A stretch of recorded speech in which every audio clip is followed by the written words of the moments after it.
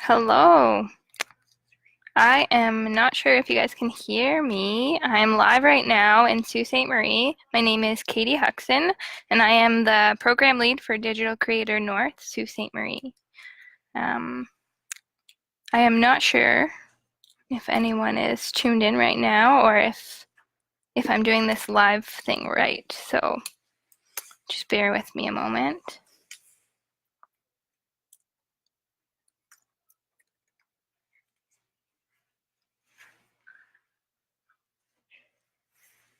Okay, great. I see Rebecca in there, so I think this must be right. Rebecca, if this is wrong, or if I'm going about this the wrong way, just let me know. Perfect. Okay, so as I said, my name is Katie Huckson. I'm a visual artist and arts educator based here in Sault Ste. Marie, Ontario. So I joined the Digital Creator Project in May of 2017. I had just finished my MFA at the University of Windsor, and this job came up and it was the perfect opportunity. So I moved here to the Soo. This is my hometown. It was a pretty great reason to come right back to Sault Ste. Marie and find a job in my field, which is, as we all know, often kind of scarce. So the project started in March of 2017, and when I joined on in May of 2017, our site had just been closed for just a couple of weeks. And at that point, all of the program leads took a trip to Chicago. So the Digital Creator Program is based off of UMedia, which is a Chicago program based in, I think it was initiated in the Harold Washington Library in Chicago. And it's a teen digital media space, which is kind of evolved into an all-around teen hangout and hub for different kinds of activity. It's not strictly digital. But when we went to Chicago, I found that was really helpful because it allowed us to sort of see the learning, the active learning or the connected learning Hamago model, as Alexander had talked about in the last SPARC chat of this series. So that hangout, geek out and mess around model that was developed there in Chicago, and that's something that we really tried to carry out in the project. So in my own experience as an arts educator, active learning is like a really important part of like dialogue around pedagogy right now. And so the connected learning model was like really relates to that. So I was really excited that this job would give me an opportunity to kind of advance my own educational practice as an arts educator as well. So and going to Chicago really let us see what that meant. So let us see the spaces active and see the kids kind of learning side by side and working on projects, and how the mentors sort of kind of stepped in as facilitators to that kind of creative atmosphere. And it helped me understand what my role was going to be a little bit better too. After that, we came back. We went back to our own sites. All of us are from different sites across Northern Ontario. And I think Alex had mentioned where all of those different sites are. I don't want to repeat too much, but then we had to come back and put that into action in our own communities. So I should probably mention, because our site is live right now, like there are teens in the space, and that's something that I wanted to be able to offer you guys, is showing what all of the conceptual stuff Alex talked about looks like in practice. So I think right now it might be a good idea just to give you a little bit of a tour of the space. My teens know we're coming, so it's okay. So, and our space is a little bit unique. So unlike any other digital creator space, we don't have our own room in the library. We are right out in the open, as you can see. But we do have some stuff to sort of markate our territory. So you can see some of my awesome teens there. There's the bookshelf. So I always say our space is from the bookshelf to the TV over there. And you can see we have some pretty cool furniture, bunch of computers, lots of cool stuff. And so, and we also have the library bought us a sign, as you can see up there. So there's lots of challenges that come from being right out in the open, but there's also lots of advantages. So teens can see us if they're in the library and come over and check out what's going on over here, which is really nice. And then it can be challenging sometimes when we're doing projects where we want to like maybe control the lighting a little bit more, or maybe we need something soundproof. But the library as a community partner has been really, really helpful in accommodating when those situations arise. So as I was talking about Chicago and that experience, how great that was to see, there was also some really important like differences that were gonna happen. Our spaces are these northern, rural, smaller communities, and we had seen how that model might work in like a big inner city library. So scale was like the biggest discrepancy there. And also when we saw the sites in Chicago, they had been running for a few years and they were super active and super vibrant.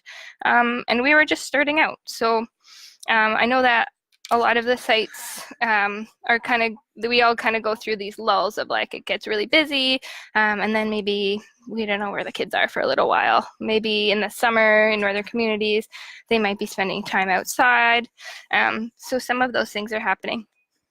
And so when I first started this job, the biggest challenge I think was the fact that there was really no teen presence in the library.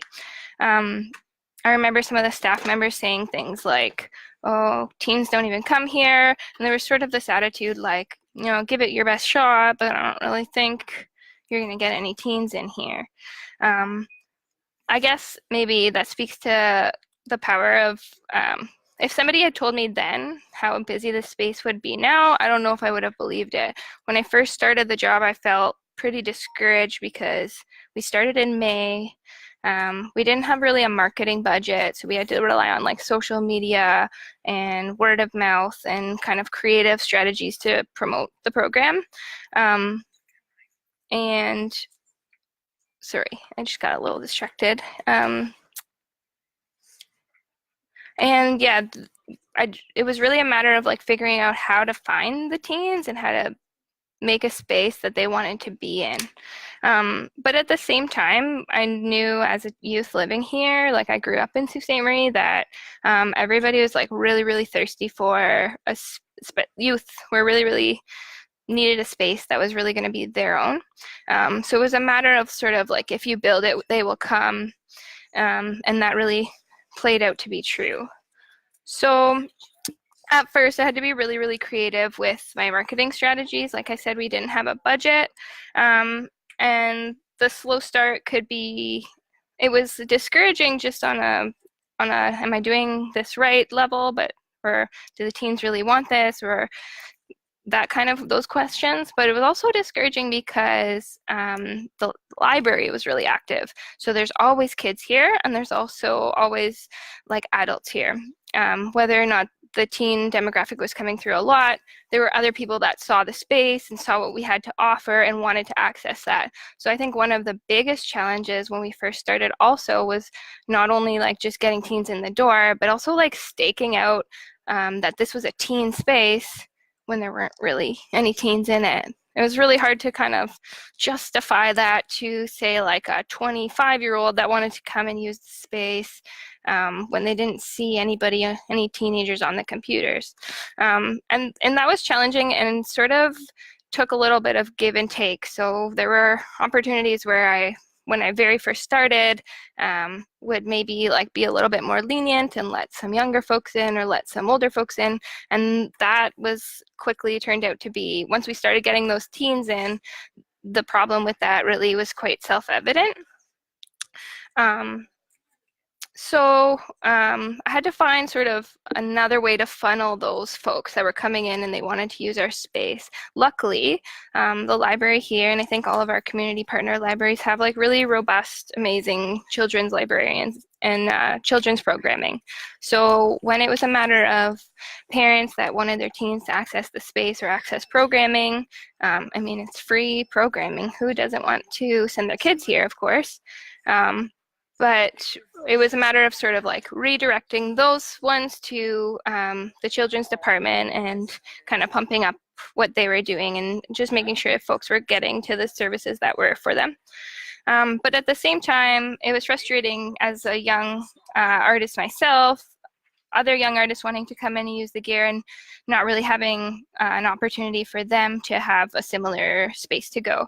So two things kind of came out of that. First, there used to be a media arts collective here that's sort of on hiatus now, and it wasn't very active when I first started in the position. And I knew I used to be a part of that collective, so I knew that there was gear, and so I knew that that gear was similar to that we had, and that gear had no demographic, like it was open to the public to use. So I was able to facilitate a donation of the Media Collective's iMac computer, and that now just sits kind of over that way in the library, and that's here for anyone of any age to use. And another great part that came out of that was the library kind of met halfway and purchased the matching Adobe software. So now anyone that does want to use the stuff that we have is able to do that. And so I don't have to like turn folks away, which is really great. I know I didn't really address if any questions came up. So if folks do have questions, please feel free to just type them in and I'll either get them as I'm going or I'll come back to them at the end. So that was sort of one way of navigating that difficulty of staking out teen-only demographic. But I think that was really telling because the fact that people did want to access these spaces, whether they were younger or older than our specific target, really shows the need for these kind of community spaces and creative spaces in community spaces. So I think that in and of itself could be really beneficial as a sort of something that comes out of this project is recognizing that need and hopefully communities picking up on that and doing more to kind of facilitate those spaces themselves. So I know that Alex talked a lot about the critical need for youth spaces, and it's pretty busy here today, but it did take a little bit of time to get that going. So I wanted to talk about exactly how, like those strategies that I use to promote our space in this community. And I think first and foremost, it's important to just recognize that it's going to take a lot of work and a lot of trial and error and legwork and research.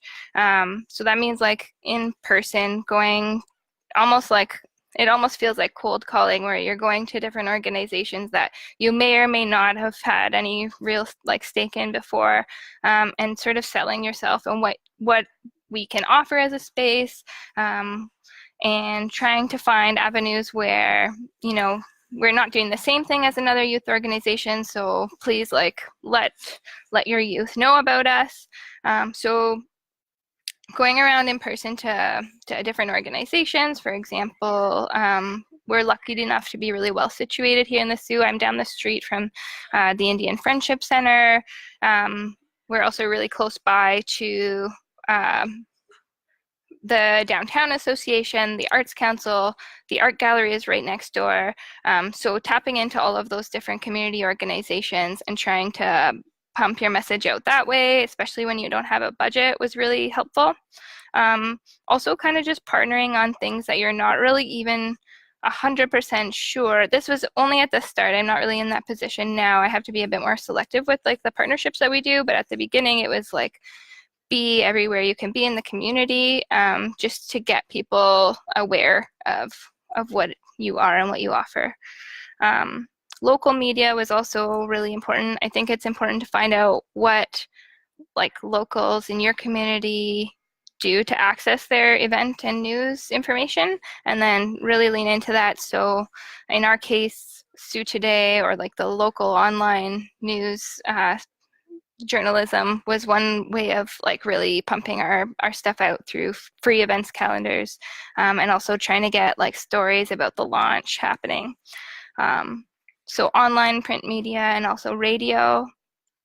Also, I would say find out, like, get board approval and then get into classrooms, or find out the names of the different, in our case, like arts teachers, communications teachers at the high schools was something that we really tried to do. So I was making a lot of classroom visits.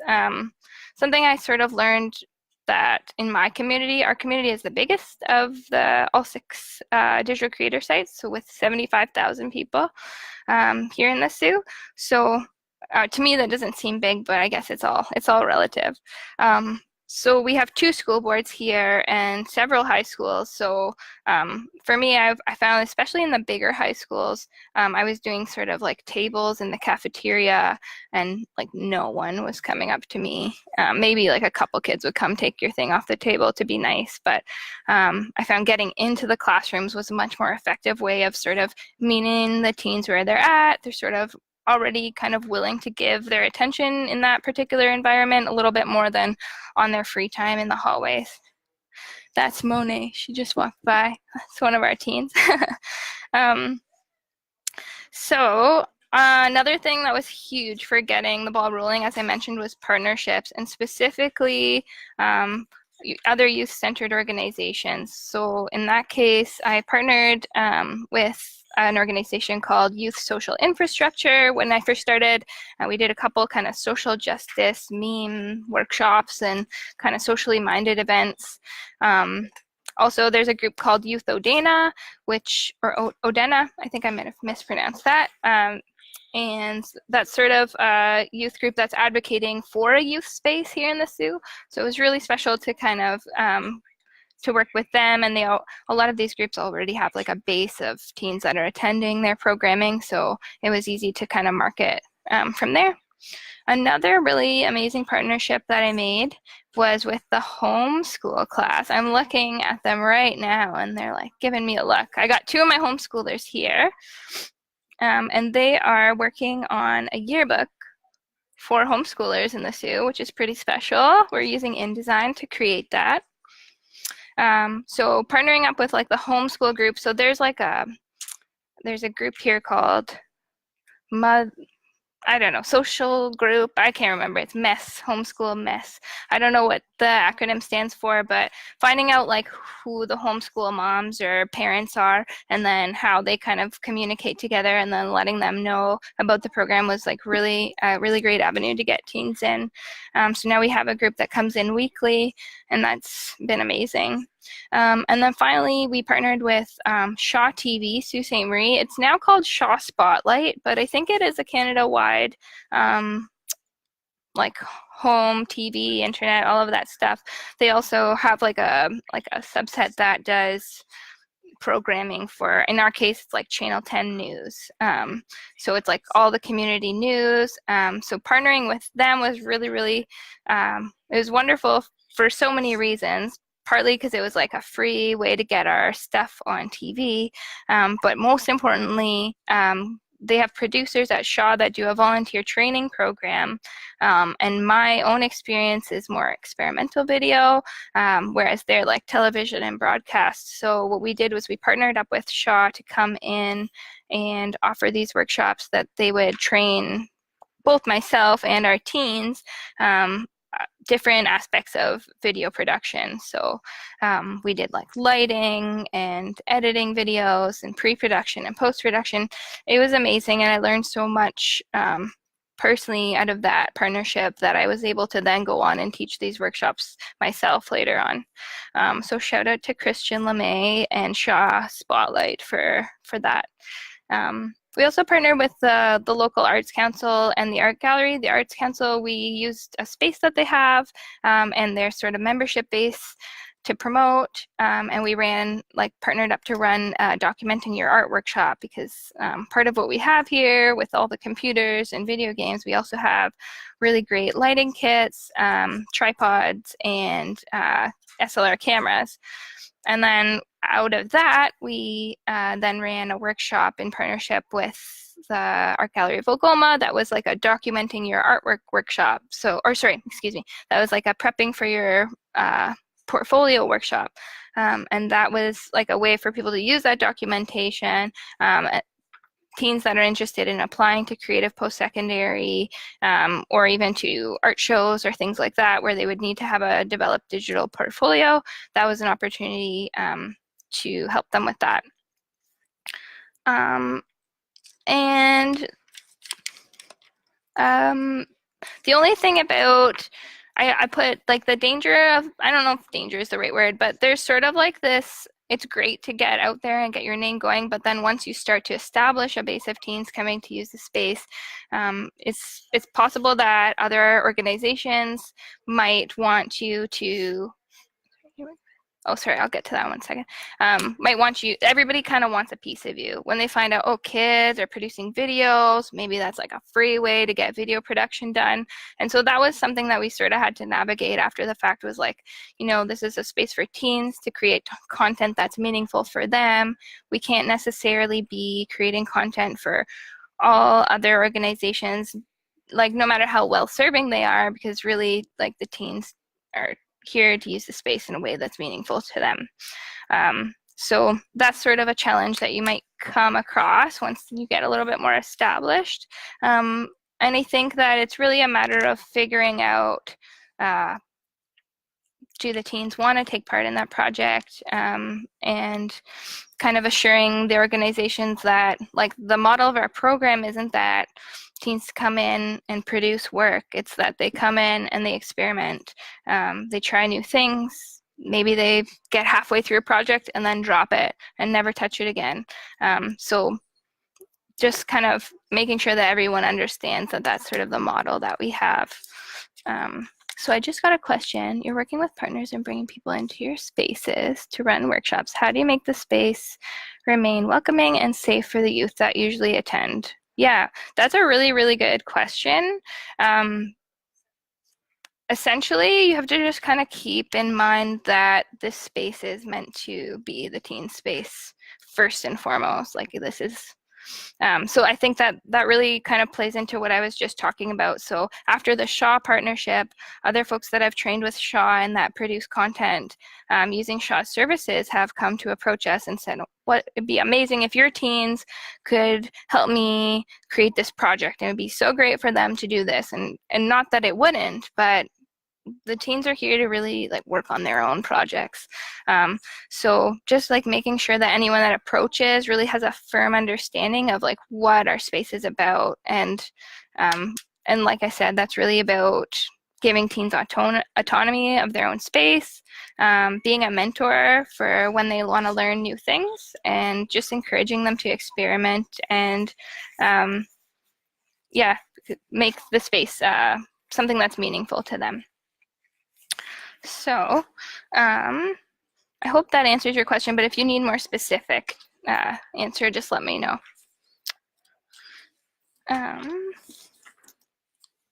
So I think that once we started, sort of got like that promotion down and figured out how to get folks in, then the challenges of the space shifted quite a bit. So the challenges started to become more what it means to like be a safe space for teens. So I think this might play into that question a little bit as well. So luckily, I'm in a space, in a position where I'm fortunate enough where teens were coming in often and kind of sharing a lot of like personal information. Like oftentimes they just need someone to hear them, and a safe place for them to be, and a safe place that is like theirs to call their own. And sometimes like that could get really challenging. So there would be, you know, all kinds of challenges that could have come out of that, from interpersonal drama, the way that maybe some of them are talking to each other in the space, maybe some kind of, we've had like some teens come to me about like gender and sexuality and addictions and like all these kind of different like domestic abuse issues. I am in, oh, hi, Sandy. I am in no way a social worker. So I was finding that aspect of things to be really, really challenging, right? And something that maybe I hadn't really, or I'd overlooked or hadn't really considered. So as those things started to happen, I tried to prepare myself as best as I could. I did mental health first aid training. We as a team did gender spectrum training. I tried to become as informed as I could, but at the end of the day, I'm still an arts educator. I'm not a social worker. And so I think really figuring out the boundaries myself and figuring out what I could and couldn't do in this role was something that was hard to grapple with. That was probably, I would say at the midpoint, that was like the biggest challenge for me, just realizing I couldn't solve everyone's problems. And that's not what I'm here to do. I'm here to provide a space where they can talk. I'm here to help them look for solutions if that's what we needed to do. And when things got out of my control or out of my realm scope of capabilities, that's when I luckily have Alexander in North Bay or Helena here on site. So Helena is my on-site supervisor, works for the library, and that's when I can kind of like tap into my support network for like what to do in those kind of events, which are also individual. So I couldn't really walk you through any one, but yeah, I think, yeah, just understanding the limits of my job and what I can offer was like really important there. And developing meaningful programming also is something that I wanted to talk about and how to do that. I know in Alex's talk, someone asked, like, how do you know, do you do surveys? Like, how do you know what the teens want? And yeah, we do often do like online surveys. So I myself usually like seasonally will do a survey to see what kind of activities folks want to see coming up on the calendars. I also have, I think I should show you. I also have like a comments and suggestions bin there. So it's kind of hidden by stuff right now, which isn't great. But so sometimes folks that want to know about something or are a little too shy to ask or tell about something, I'll find it in there. Lately, I've been getting a lot of comments that we should get a VR headset, but we'll get to that a little bit later. I think that it is important to ask your teens, like what kind of programming they want to see. And how to do that is like always a challenge. Because I'm not a teen, and as much as I think I'm like young and cool, this job was like a real awakening in that department. So surveys was really helpful. Visits to schools and other organizations and like talking to the teens one-on-one. What are you interested in? What do you want to see on the calendar? That was really helpful.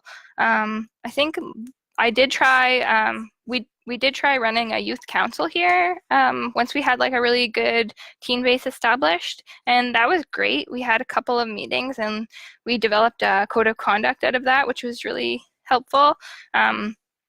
But it kind of fizzled out, and like the participation in that youth council kind of fizzled out, and that made me think, okay, maybe something a little more informal to get this information would be a better strategy. So I'm sure they're all around me right now. I'm sure they can all attest to how often I ask you what should be on the calendar next month. Hey, Franco? Yeah. But yeah, so just really, you could call it informal focus groups, but it's really just a matter of asking the teens when they're in and they're not totally distracted by what they're working on. Just, taking that as an opportunity to find out what we should do with the program, how we should make it a better fit to their interests. And lots of surprising stuff came out of that, because I have like no background in like theater or performing arts, but I was getting a lot of feedback that they wanted to do acting and they wanted to do improv. And so that was a surprise for me. And had I not done all of the asking and surveys and all of that, I would never have known that that was an interest that I needed to kind of see through. So I think also my own skills and interests like definitely play into the kind of programming that happens here, but at the end of the day, you really have to be responsive to what the teens want. I'm just trying to hide Tina because I know she's not a fan of being on there. You know you're right in the camera, eh? You're okay with that? Okay. Okay.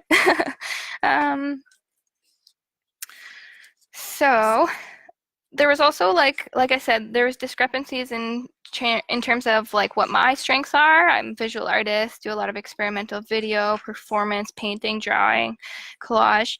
They wanted to learn how to make music. They wanted to learn how to do acting, how to make cinematic video. And so I realized there was like a need to bring in experts from those like disciplines outside of my own. And so I've been trying to navigate that in a bunch of different ways. So the Shaw Workshop was one way. We also were lucky enough to have the Liaison of Independent Filmmakers in Toronto send each of the sites. In our case, we got a documentary filmmaker, Elia Hussein, who was amazing. And we did a 3-day documentary film workshop that was like, got like 30 teens in for that. That was amazing. So finding out like other organizations that might have a stake in sending folks your way to offer that sort of training, but also youth social infrastructure or like other organizations that are kind of have a stake in developing or for professional development for teens or creating spaces where teens can like share and collaborate. That's another avenue. So we partnered up recently with Northern Lights Collaborative, which I think is an offshoot of Youth Social Infrastructure. And they were able to offer us some funding to bring in some hip hop artists because we have some teens that love rapping and like making hip hop. So we've got in March, we have a couple of local urban arts from the Sioux York City Urban Arts Collective are coming in. So it's almost like a triple partnership, but it's confusing. But whatever you have to do to be able to get the experts in to teach these workshops and these skills that I might not myself have, and just also making sure that the artist is getting paid for doing that work is really, really important. I guess sorry, excuse me. I think that another thing I wanted to mention out of doing that, like I think for a while, it was almost exclusively, like 12 to 16-year-old boys coming into my space. And I think that having like Christian come in with the Shaw workshops was a way of like sort of showing them like all sorts of different people besides myself that are viably making a living in these different creative industries, and now having the hip hop artists coming in to make beats, and like having Christian come in, and we had another artist, Taylor Leadbeater, come in to do a zine workshop, and they have an incredible like creative practice and just style. And I think that the teens seeing other cool young people doing this kind of creative work can be really inspiring for them.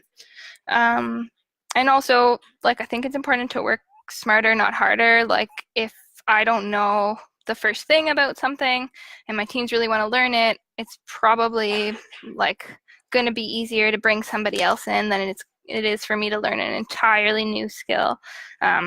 So that's another reason for going that route. And then I just wanted to talk about some unexpected challenges and sort of rewards that I've noticed coming out of this space.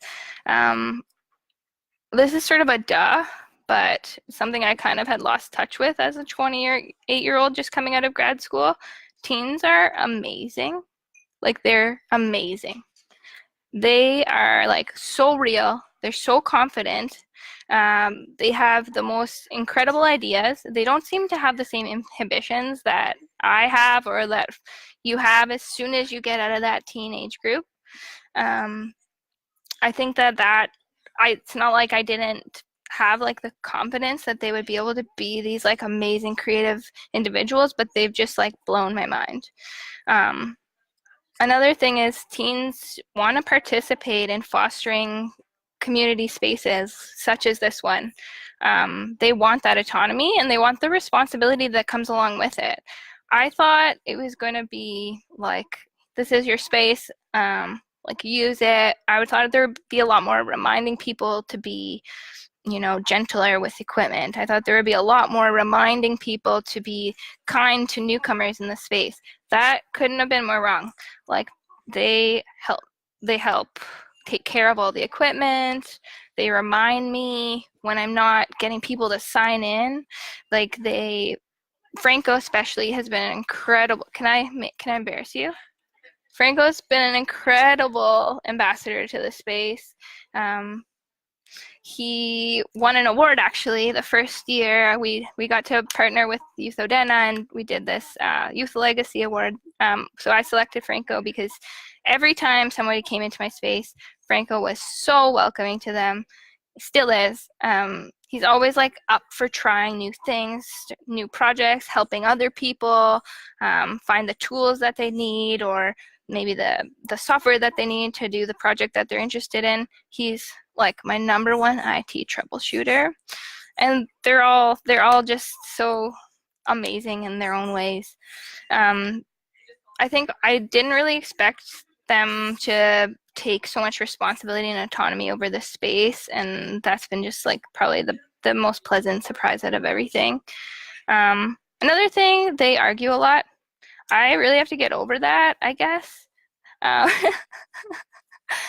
They like bicker, and I guess that's just like fun for teenagers. And I'm sensitive, and I think it's really important to be aware of the conversations that are happening in your space because sometimes they're not as lighthearted as you would have hoped. But oftentimes, I think I'm like unnecessarily worried. Like the way that they talk to each other is like a little jarring sometimes, but they're all friends and they're all genuinely being good. There's no like offensiveness or any hateful dialogue. It's just like little bickering. Like I guess we all do it with our friends, but it was a bit of a surprise.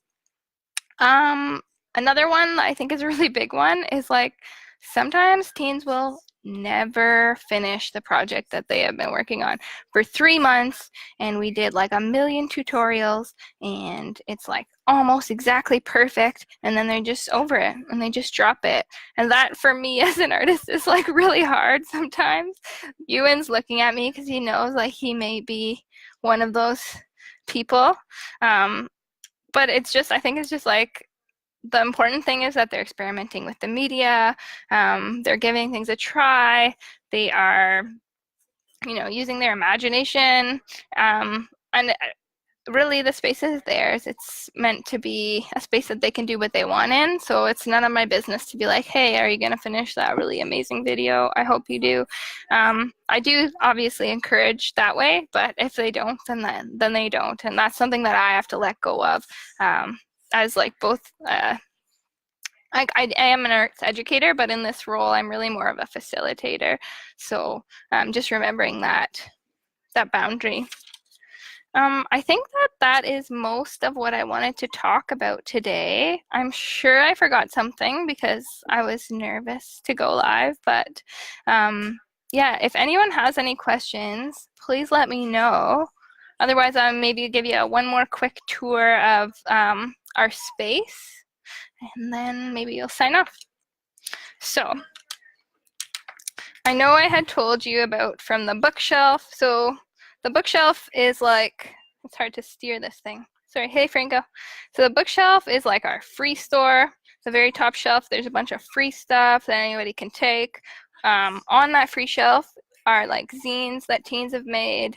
Then on the other shelf where you see like the eye and all the stack of books and papers, that is like art supplies. The teens know that they can just come in, grab stuff off that shelf. They're good to go. It's there for them. We also have a couple other things down there. We have our green screen stored down there, and like, yeah, a bunch of collage books and stuff. So then we have this gorgeous huge table with a bunch of plugs in the middle of it. So it's perfect for charging all of our stuff. I think they're making fun of me over here.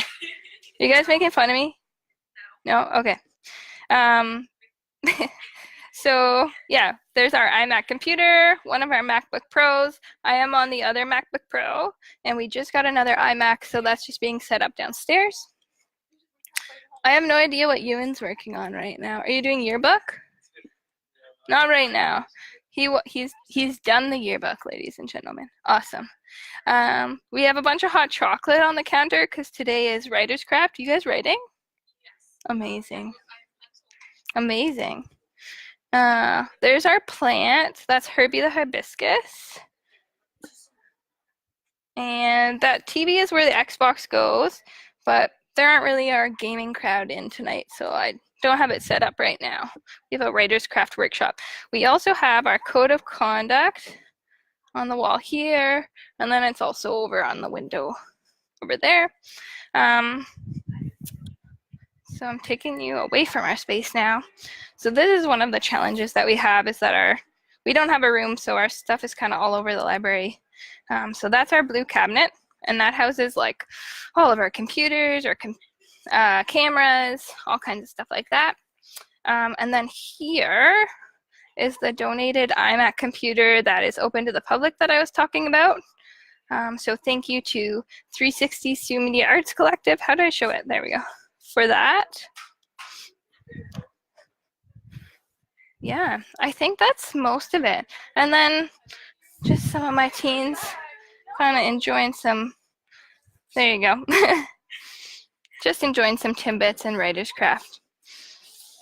We're writing short stories here today, so, okay. Okay, so I think I might have one other question there. Is your space provided in partnership with the local library? That's a good question. So each of our sites have a community partner. So yeah, our community partner in the Sioux is the local library. Do you get shushed? Oh, that's a very good question. Do you get shushed? Luckily, our library is like huge, and they have like that corner over there where the blue cabinets are that I was showing you. That leads to the quiet section. So luckily, we are not in the quiet section. So yes, we do get shushed, especially when it's very busy, but not by librarians, usually by other patrons, which I know it's not great to be bugging other patrons in the library, but at the end of the day, like people, you got a bunch of teenagers hanging out in the library. Is it really the worst thing in the world? So yeah, we get shushed sometimes, but we just remind people that we're not in the quiet section. And if you want quiet, you can just like go into the quiet section.